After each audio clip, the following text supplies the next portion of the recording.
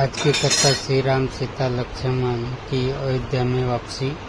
अब सुविवर भारत ने शत्रुघ्न को बुलाकर उन्हें यह शुभ समाचार सुनाया और रामचंद्र जी के भव्य स्वागत की तैयारी करने का आदेश देते हुए कहा, सभी देवस्थानों में सुगंधित पुष्पों द्वारा पूजन हो। सभी वैतालिक नृत्यांगनाएं, रानियां, मंत्रीगण, सेनाएं और नगर के प्रमुख जन श्री रामचंद्र जी के दर्शन और स्वागत के लिए नगर के बाहर चले। नगर के सभी मार्गों, बाजारों तथा अट्टालिकाओं को ध्वजा, पताकाओं आदि से सजाया जाए। दूसरे दिन प्रातःकाल सभी शेष नगरवासी, मंत्रीगण, अंतपुर की रानियां आदि असंख्य सैनिकों के साथ श्री राम की अगवानी के लिए उत्साहवर्धक नंदीग्राम आ पहुंचे। कौशल्या, सुमित्रा, कैकेयी आदि महारानियां अंतपुरवासी रानियों का नेतृत्व कर रही थी। सभी के हाथों में रंग बिरंगी पुष्पमालाएं थी। चिर वस्त्र और कृष्ण मृग चर्म धारण किए भारत मंत्रियों एवं पुरोहितों से घिरे हुए सिर पर चरण पादुकाएं धरे प्रतीक्षा कर रहे थे। तभी दूर से दिव्य पुष्प विमान आता दिखाई दिया। समस्त उपस्थित पूर्ववासियों के मन में हर्ष की लहर दौड़ गई और वे रामचंद्र जी का जय जयकार करने लगे। भरत ने आगे बढ़कर अर्घ्य पाद्य आदि से श्री राम का पूजन किया और उनके चरणों में साष्टांग प्रणाम किए। रामचंद्र जी ने आगे बढ़कर उन्हें अपने हृदय से लगा लिया। फिर भरत ने वैदेही के चरण स्पर्श करके लक्ष्मण को अपने हृदय से लगा लिया। इसके पश्चात वे विभीषण, सुग्रीव तथा अन्य वानर वीरों से बड़े प्रेम से मिले। फिर शत्रुघ्न जी सबसे उसी प्रकार मिले जिस प्रकार भरत मिले थे। श्री राम ने तीनों माताओं का पास जाकर बारी बारी से सबके चरण स्पर्श किए। उनका आशीर्वाद ग्रहण करके उन्होंने गुरु वशिष्ठ के पास जाकर उन्हें प्रणाम किया।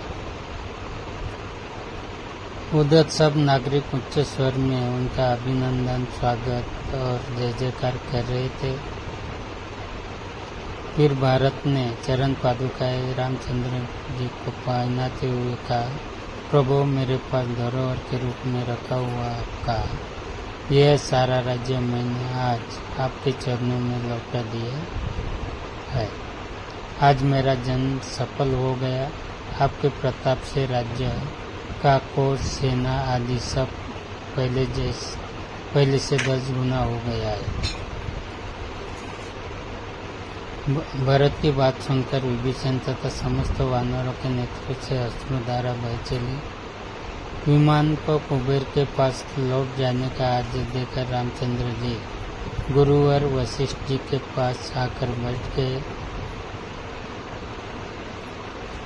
भारत ने विनयपूर्वक श्री राम से कहा, रघुनंदन, अब सबकी यह इच्छा है कि सब लोग आपका शीघ्र से शीघ्र राज्याभिषेक देखे। जब तक नक्षत्र मंडल घूमता रहे और जब तक ये पृथ्वी स्थित है तब तक आप इस संसार के स्वामी बने रहे। अब आप इस वनवासी के वेश का परित्याग कर राजसी वेश धारण करें। भरत के प्रेम भरे शब्द सुनकर रघुनाथ जी ने तथास्तु कहा और तत्काल राज्याभिषेक की तैयारियां होने लगी। सीता, लक्ष्मण, भरत, शत्रुघ्न, समस्त रानियां, विभीषण, सुग्रीव तथा अन्य वानरों ने भी सुंदर वस्त्राभूषण धारण किए।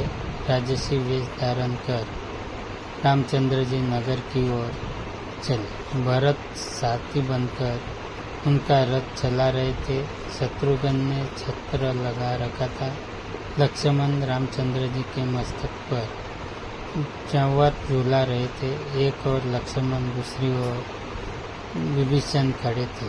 उन्होंने श्रेष्ठ चौवर हाथ में ले रखे थे। वानरराज सुग्रीव शत्रुंजय नामक गज पर सवार थे। समस्त नगरवासियों ने जय जयकार किया और श्रेष्ठियों ने आगे बढ़कर उन्हें बधाई दी। फिर पूर्ववासी उनके पीछे पीछे चलने लगे। श्री राम के अभिषेक के लिए चारों समुद्रों और समस्त पवित्र सरिताओं का जल मंगवाया गया। वशिष्ठ जी ने सीता सहित श्री राम को रत्न जटित चौकी पर बिठाया। फिर वशिष्ठ, वामदेव, जावाली, कच्छप, कत्तेयन, सुयज्ञ, गौतम और विजय ने उनके अभिषेक किया। फिर अन्य मंत्रियों, सेनापतियों, श्रेष्ठियों आदि ने उनका अभिषेक किया। उस समय श्री राम ने ब्राह्मण को गौवे, स्वर्ण मुद्राएं, बहुमूल्य आभूषण तथा वस्त्रादि बांटे।